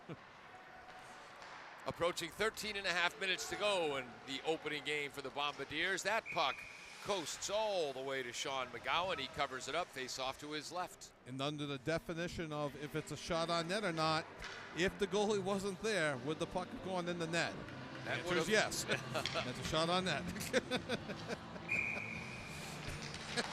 Peter Bray doing the graphics, kind of throws his arms up, says, okay, it's a shot. There's Nathan a shot. Conroy wins the face-off, shot from the right point by Luke Logan. A more traditional shot there. Owen Dupont tries to start the counter rush by the Knights, but he was broken up by the Bombardiers' Logan. There's a shot from the left side, left wing by Nate Conroy. McGowan with a nice save there and kicks it to the left side. Oh, nice pass, just misses connecting with Dupont, the junior forward. Big hit at the blue line. Everybody's up, though. That was Stone, Beckett Stone. He was kind of on the receiving end of that hit. Horton dumps the puck to the corner. Stone gets there first. Stone player kind of blew a tire there in the back, allowing Attleboro to clear the zone. Whoops. Same There's an player now is opportunity. goal hanging. Sager is driving towards the net, broken up. Nice play by Luke Logan, the senior. Yep. Kind of got his skate on the puck and was able to kick it wide. Drew Bissett's back checking didn't hurt either. Kevin, my left hand feels very cold. My right hand seems fine. Don't know why. Here comes Sager down the right wing. Big hit there, but that's just out of our field division. Trying to track it down for the Bombardiers is Lucas Devonis. Can't clear, kept in by Corbin. A breakout now for Attleboro. Try to skate it out of the zone. That's Shaw. White circle, his shot attempt is broken up by Corbin. Shaw, who had the lone goal against Foxborough back on Monday, plays a good defense and likes to rush the puck. Nice work for Stoughton there by Ryan Summers and Cooper Lehman. Ooh, nearly another steal for Stoughton. And that would have been Strunk again. Strunk scored 2 goals in the third period. Excuse me, 3 goals in the third period. The last 2 off of quick turnovers, quick steals. Game a little bit more physical here in the early parts of the third period. Nothing dirty, just a little bit more physical. Yep. And that goes for an icing. Board's getting a workout here. Yes. 11:13 to go in game number 1 for the Bombardiers, game number 2 for the Bombardiers this season. Game number 1 for the Stoughton Brockton co-op team, the Black Knights. Could they call them the Boxing Knights? The Knights of Boxing? I've never seen a knight in shining armor box. That's true. Good point. I'm not saying it didn't happen. I've just never seen it. Well, they did use gloves when they would challenge someone for a duel. Hit by Strunk. Puck goes behind the goal line. Nice forecheck by the Bombardiers. Nate Conroy passed it out front. No teammate was there. Conroy did a nice job there. He did a self-pass off the boards to generate some offense there. That was a nice play. Trying to come down the right wing. Whoops. Well, no, he's smart. Got himself back onside after he put himself offside. Bombardiers dump in, go for the line change. Quick shifts like Coach Warren was talking about, except on the penalty kill. Yeah. Then Sheary tries to go up the right. Stone tracks it down. Uh-oh, another turnover deep in their own zone, but Stone gets it back for a moment. Strunk with his 432nd steal of the game. He's got a real nice, he's got that wrist shot, Fred. Yeah. For people old enough to remember Johnny Pearson. Austin Bissett pass in front, just misses connecting with his brother Drew. Stoughton has the numbers, Strunk down the left wing. Caputo was in front, but good defensive work by Shaw. The Bissetts will be talking about that at home tonight over dinner, I'm sure. Moran tries to clear the puck, does. Knocked back into the zone by Aiden Lewis, a freshman defenseman, getting a rare shift tonight. Stoughton doing some quick changes as well. A lot of people falling. I wonder if there's a problem with the ice or new skaters that just aren't, games a little bit quicker than the pace of practice. Right. Shaw tries to get it out. Stoughton keeps it in. Puck is deflected to Owen DuPont, who gets the shot off. Save Horton. Good puck movement there by DuPont, generating his own offense. And Horton with two nice saves. Tuig brings it to the net, and Horton decides to take matters into his own hands and dives face first for that. Good positioning by Horton, holding his spot. And there's some good officiating. Play was getting a little chippy, blew the whistle, talked to the players, did not call a penalty. No, you don't want to pick up, the hockey equivalent of any yellow cards or red cards. No suspensions or anything like that. Attleboro wins the draw. Nathan Conroy, good job. Conroy now tries to come up the left. Or is that Stone? Down the left wing, Parker. Back to the point. Stone shoots and scores! Talk about a quick release on that left-handed snapshot. Owen Parker with the assist. Beckett Stone with a goal. His first varsity goal as an 8th grader cuts the lead to 6-2. Attleboro's 4th shot of the period, 14th shot overall in the game. And that was, we joked about the wrist shot earlier, but Paul, what a hell of a wrist shot by Stone from the left point. Great to throw those pucks on net, and then if there's a rebound, get the garbage goal. But Attleboro with a real good rush there. Right. Again, I keep going back to generating offense. But that's what Coach Warren was emphasizing before the game, and you have to look at the positives more than the negatives. And one of the positives, and if I'm not mistaken, Attleboro did not have a 2-goal game last year. They never had more than 1 goal in a game, and they only had 8 goals last year, meaning 10 games that they were shut out last year. Lehman in the right corner down low. Stone generates another turnover as he'll lead the rush. Lines changing behind him. He's 2-on-3 for the Bombardiers. Stone still controls. He had Conroy briefly in front, but he just couldn't get the puck to him on the backhand pass. That was Ryan Summer with another outstanding defensive play on that centering pass. Kept in at the right point by the Bombardiers' Logan. We've called Logan's name a couple of times this period, so he's having a strong period. Finally cleared out of there by the Black Knight Sager. Stone with a puck and a stick again to Austin Bissett, but a turnover caused by Ryan Summer. Bombardiers dump it back in, and now Stone will go for a line change with his defensive partner. Nice check by Austin Bissett. Drew with a centering pass, just misses connecting with Moran. Moran does a job. Whoops. Good job of taking the body, allowing Attleboro to keep the puck in the Strunk zone. again generates a steal, 2-on-1, crossing. Oh, scores! 4th goal of the game for Strunk. 3 of them a direct result of him stealing the puck. Yeah, he went down the right side, and I think Horton thought he was going to pass to the Yep. left, and he kind of froze for a second. He snuck it in on the short side, increasing the Stoughton lead to 7-2 with his 4th goal of the game at the 7:37 mark of the 3rd period. Wow, he scored 3 of the last 5 goals, and in all 3 of them, I have in my notes, steal, 2-on-1 shot, steal, shot, score, steal, 2-on-1 shot. Just those little turnovers, no matter where they are, they can prove to be costly. And I know, and I'm sure other coaches have done this, but I know Attleboro coach does film work. He has a shot down the left side by LaChance, and a nice save by McGowan. And LaChance tells him, hey, that was a nice save you just made. I mean, he went high glove side, McGowan was ready, but LaChance generating some good speed down the left side, gets off a nice wrist shot there. And LaChance and the goaltender again slapped gloves. Sean McGowan got me there. Thought I had you, son. And I don't know whether they know each other or not, but so many of these guys know each other from different leagues. It wasn't like that when we were growing up, Paul. I didn't know anybody from the other side of town. Yeah. Never mind another town over, a different county. They all know each other. It's incredible. Well, I played at Westboro High, and Algonquin was our big rival. That's Northborough and Southborough, Mass. Us Westboro kids hung out at Friendly's. The Algonquin kids hung out across the street at McDonald's. Cumberland kids hung out at Dunkin' Donuts and got mad at the cops showed up. Slap shot wide by Stone. Down the left wing. Oh, good work.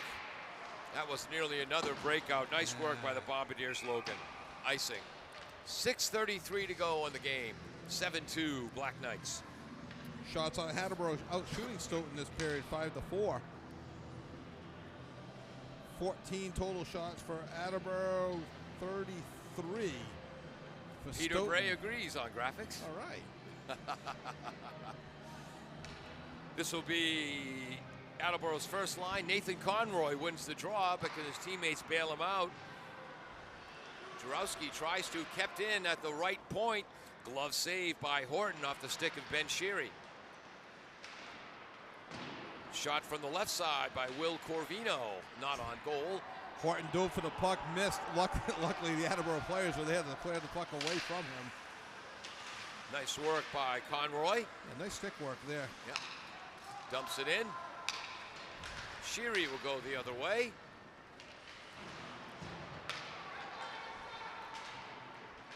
Gonna love some good neutral zone play when nothing's happening. Yep. Owen Parker brings the puck down left circle. Ooh, blocker save by McGowan. Almost had a 2-on-1 there. Yep. Oh, there's a high shot. Did McGowan get a piece of that? Yes, he did. That shot was Alex Jarowski. Oh, nice hit in the far side by McSweeney. Leads to a 2-on-1, but the shot was blocked defensively. Blocked by number 10, Alex Jarowski, the sophomore, playing a strong game. Yeah. 5:22 to go in the game. Another steal for Stoughton down low. That's McSweeney.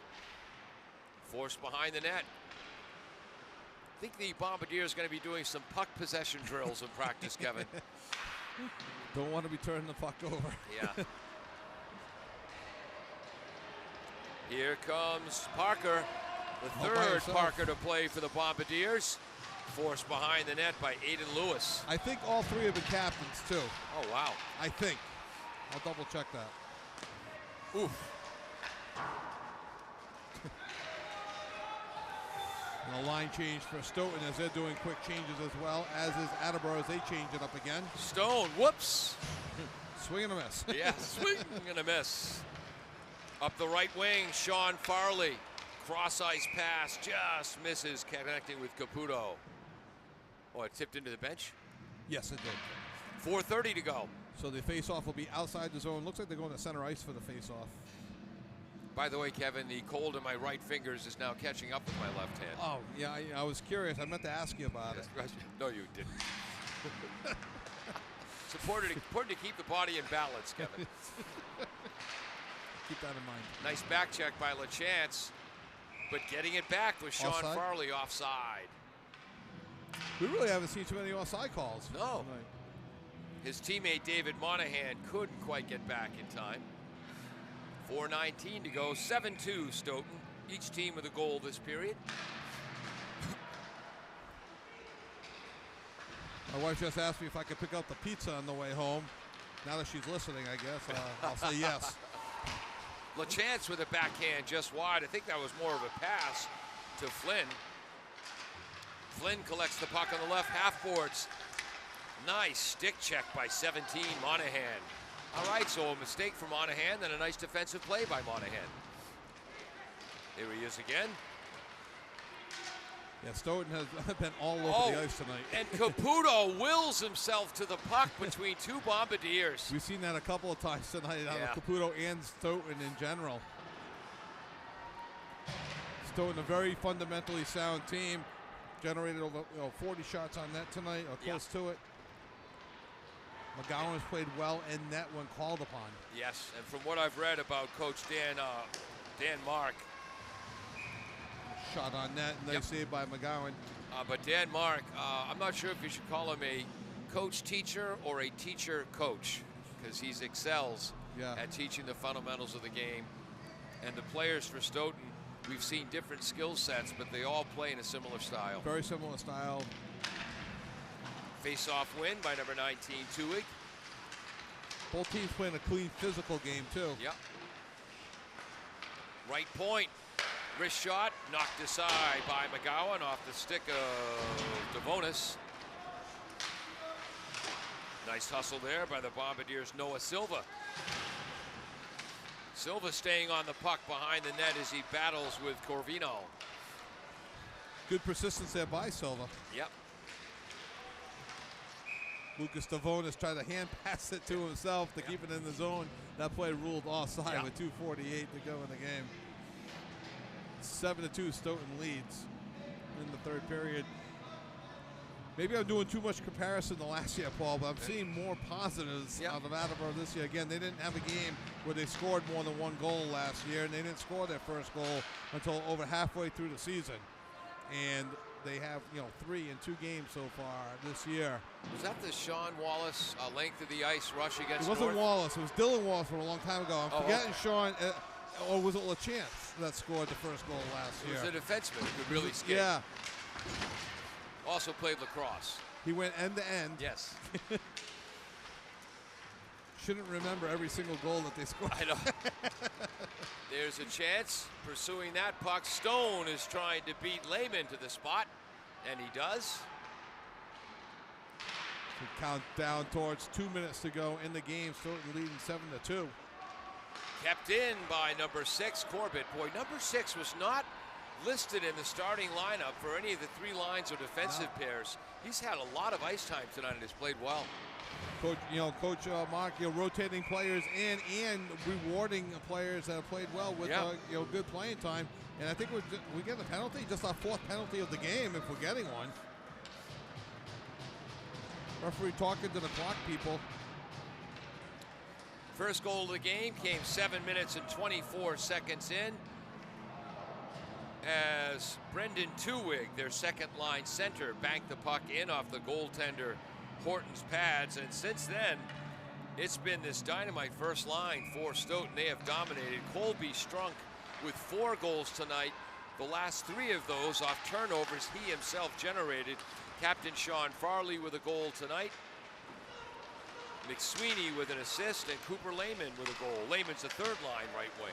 So 5 of the 7 goals generated by Stoughton's top line. Yeah, incredible. Really quick, just to clarify, there was no penalty. I'm not quite sure what that whistle was for, but there was no penalty. Both teams skating 5 aside. Harrison in front. Beautiful save on the bid by Flynn. Save of the game for Sean McGowan. Both teams playing to the end here. 1:15 to go. Paul, quick correction. That's not McGowan. That's number 1. He's in. Dmytro Yakovenko. Would have been easier if they put him in the start of the 3rd period like we speculated. I don't know when they stuck him in. Yes. So the Ukrainian, Dmytro Yakovenko. Yes. With a save. I don't know when they... That might have been his first save. Maybe they put him in at the last whistle. I'm not sure. Outstanding save. Good for him. Yes. Bombardiers 2 goals tonight. In the second period, first goal of the game was scored by Colin Flynn. We missed the assist.